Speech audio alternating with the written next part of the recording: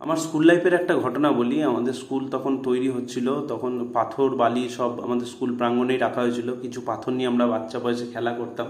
তো আমার শ্রদ্ধেয় হেড স্যার যিনি ছিলেন প্রধান শিক্ষক কৃপাসিন্ধু মল্লিক মহাশয়, তিনি আমাকে ডেকে লাঠি দিয়ে মেরেছিল এবং বলেছিল যে এই যে পাথরটা তুই ফেললি, আজকে যদি তোর নিজের বাড়ির হতো বা নিজে যদি তুই ওই পাথরটা ইনকাম করে কিনতিস, তাহলে কি তুই এইভাবে নষ্ট করতিস?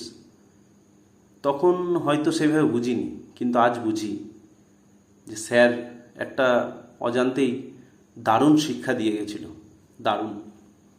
সত্যি আমরা নিজের বেলায় মানে সব কিছু একটু আলাদাভাবেই দেখি।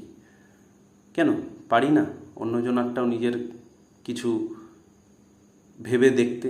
সকলের তরে সকলে আমরা, প্রত্যেকে আমরা পরের তরে হতে, মানুষের মনুষ্যত্ব মানবিকতা নিয়ে জাগিয়ে তুলতে, পরের দুঃখে দুঃখী হতে, সবাইকে একটু ভালো রাস্তা দেখানোর চেষ্টা করতে নিশ্চয়ই পারি। তাই চলো না শুরু করি। ভালো করো, ভালো হবে।